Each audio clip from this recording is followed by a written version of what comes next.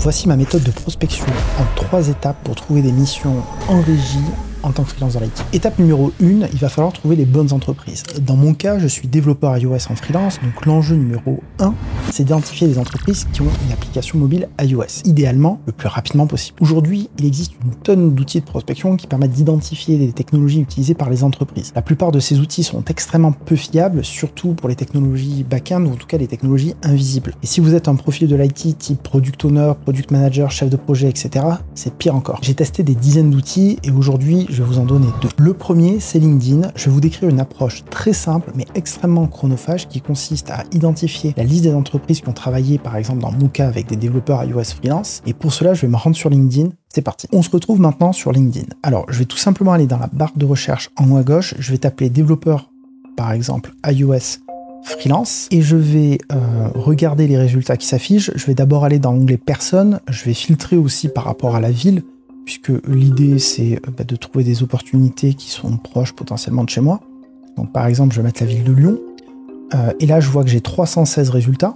Donc je vais aller sur le profil d'un concurrent, d'un pair qui travaille justement en tant que développeur iOS freelance. Je vais aller sur son profil, donc là je vais aller sur le mien pour vous montrer l'exemple, et je vais descendre au niveau du profil, et je vais regarder dans quelle entreprise cette personne a travaillé en tant que freelance idéalement, et en tant que développeur iOS surtout. Donc là par exemple, je suis sur mon profil à moi, je vois que j'ai travaillé en tant que développeur iOS par exemple chez Carrefour. Je vais cliquer ici sur l'icône de Carrefour, je vais arriver sur la page entreprise de Carrefour sur LinkedIn, je vais cliquer sur l'onglet personnes, et là, je vais avoir une barre de recherche ici. Et à partir d'ici, je vais pouvoir récupérer le nom, prénom et le profil, l'URL du profil LinkedIn de la personne pour pouvoir rentrer en contact et lui envoyer un message de prospection. Outil numéro 2, Mantix. Mantix, c'est un de mes outils préférés. C'est un agrégateur d'offres d'emploi qui va récupérer les offres de LinkedIn, de Welcome to the Jungle, Indeed, etc.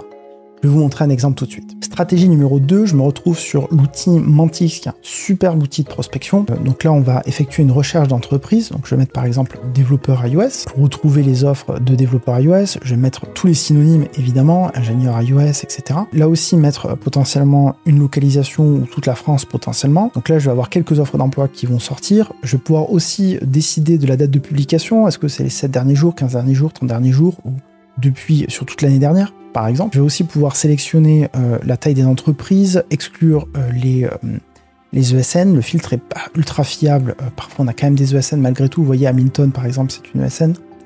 Donc voilà, c'est un peu à vos risques et périls là-dessus. Et une fois que j'ai créé ma liste ici et que j'ai mis tous les titres que je voulais, etc., eh bien, je vais aller dans Next ici pour parcourir les entreprises et m'assurer qu'il n'y a pas de faux positifs, que ce sont bien des postes de développeurs iOS, que ce ne sont pas des stages, des alternances, etc. Sinon, je vais par exemple virer les titres.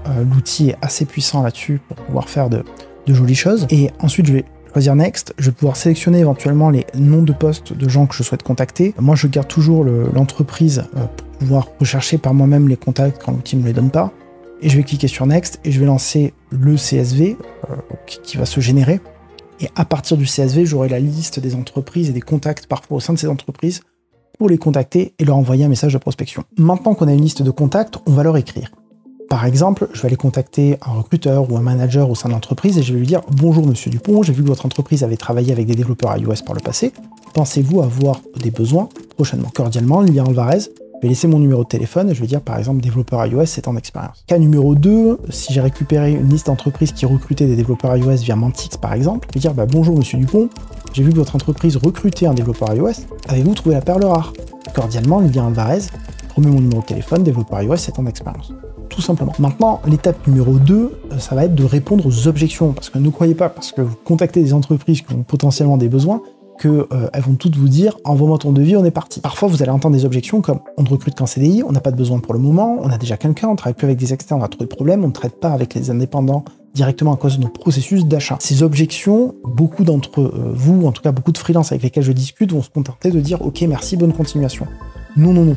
Il va falloir trouver des réponses à ces objections pour malgré tout avancer dans le processus. D'ailleurs, si vous devenez client chez nous, on va vous fournir tous les scripts de réponse à ces objections et je vais même écrire les réponses de messages de prospection pour vous dans le cadre de l'accompagnement qu'on propose. Donc si ça vous intéresse, réservez un appel découverte. Étape numéro 3, automatiser l'envoi des messages. Alors, l'automatisation, ça fait très peur aux gens et ce pour de bonnes raisons.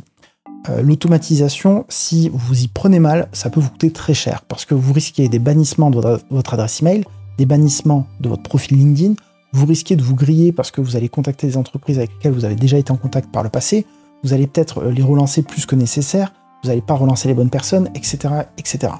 Donc nous, on a développé tout un processus pour bien faire l'automatisation, et surtout quand on fait de l'automatisation, on fait des séquences qu'on appelle multicanal, c'est-à-dire qu'on ne va pas se contenter de contacter une entreprise, par exemple, ou une personne via LinkedIn ou par mail, on va faire les deux. Il y a un outil que j'aime beaucoup qui s'appelle la grosse machine, qui va nous permettre de le faire, par exemple, et d'automatiser les relances, etc. Pour vous donner quelques statistiques, quand on fait de la prospection multicanal par rapport au monocanal, on a 3 fois plus de réponses. Pour vous donner une autre idée un petit peu de la prospection multicanal, notamment si vous prospectez via LinkedIn, ce qui est une super plateforme pour faire de la prospection, sur 150 personnes que vous allez ajouter par semaine sur LinkedIn en moyenne, en fait, 30% seulement vont vous accepter, voire moins si vous demandez des décideurs.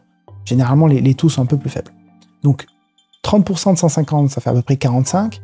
Sur ces 45 personnes, vous aurez entre 8 et 20 personnes qui vont vous répondre sans nécessairement, pour la majorité d'entre eux, avoir un besoin urgent. D'où l'intérêt de ne pas faire que du LinkedIn, mais aussi de faire du mail, parce que les 70% restants, sinon vous les avez perdus. Ce que je viens de vous présenter, ça représente que quelques miettes de ce que je partage à mes clients en formation. Donc si vous voulez du vrai contenu, des scripts qu'on utilise, qui convertissent tous nos processus de prospection, parce que là, c'est vraiment encore une fois que un micro-aperçu, eh bien je vous invite à réserver un appel découverte pour qu'on vous présente tout ça, justement, tout ce à quoi vous pourriez accéder si vous étiez client chez nous. Cliquez sur le lien en dessous, découvrez notre offre. Vous allez avoir des dizaines et des dizaines de témoignages clients avec le nom et prénom de chaque personne. Ce sont des vraies personnes, vous pouvez les trouver sur LinkedIn, ils ont même des sociétés, vous pouvez creuser tout ça. Si ça vous intéresse, cliquez dessus. Sinon, je vous dis à très bientôt pour la prochaine vidéo.